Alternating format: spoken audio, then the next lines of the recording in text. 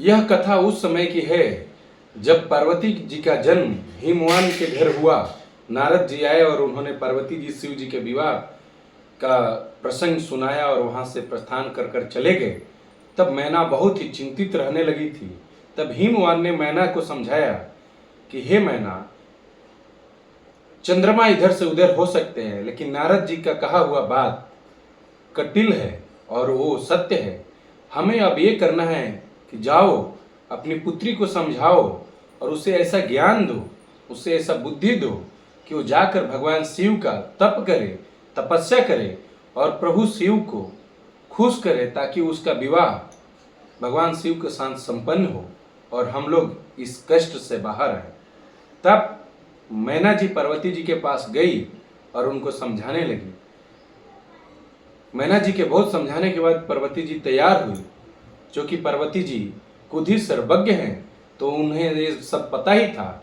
फिर भी माँ के कहने पर वो घर का सारा सुख छोड़कर तपस्या में लग गई और बहुत सारे वर्ष तक उन्होंने कई बार बिना खाए पिए, कई बार सूखे पत्ते खाकर, कई बार जल का अर्पण करके, और तब जब उन्होंने जल और वायु का भी अर्पण करके कुछ दिन निकाला, उसके बाद बेल पत्र जो सूख कर पृथ्वी पर गिरते थे उनको खाकर कुछ दिन तपस्या किया, लगभग 3000 वर्ष तक।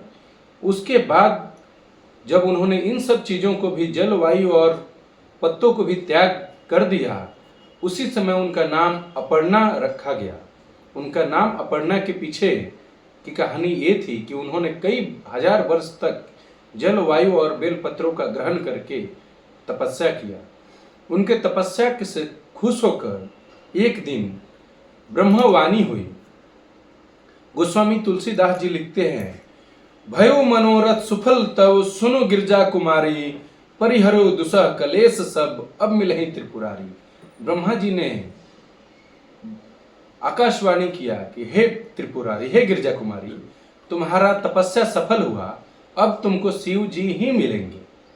इस प्रकार अब ब्रह्मा जी पार्वती जी को समझाए कि अब तुम्हारे पिताजी जो आएंगे, हट करेंगे, तुम तपस्या छोड़कर उनके साथ घर चले जाना।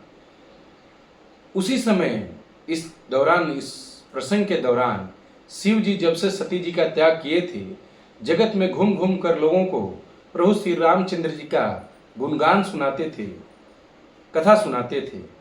और जब ब्रह्मावाणी हो गई तब अब प्रभु श्री रामचंद्र जी शिव जी के सामने समक्ष प्रकट हुए और उन्होंने शिव जी को समझाने का काम किया।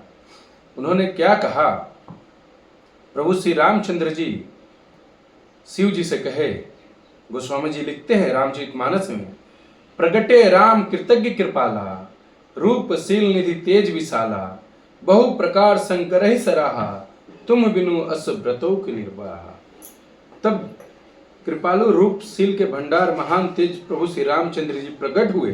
उन्होंने बहुत तरह से शिव जी की सराहना की और कहा कि आपके बिना, आपको छोड़कर इस जगत में ऐसा कठोर तप कौन कर सकता है।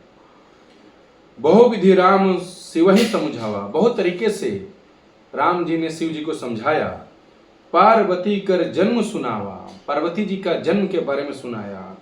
अति पुनीत गिरजा के करनी, बिस्तर सहित कृपा निधि वर्णी। पार्वती जी के तपस्या के बारे में शिव जी को बताया। अब बिनती मम सुनहु शिव जो मर निज ने हूं।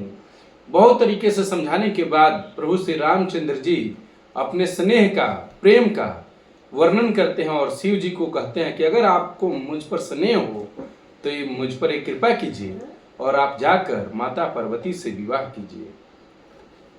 इस प्रकार शिव जी कहते हैं कि मातु पिता गुरु प्रभु के बानी, बिनहि विचार करिए शुभ जानी, तुम सब भांति परम हितकारी, अज्ञा सिर पर नाथ तुम्हारी।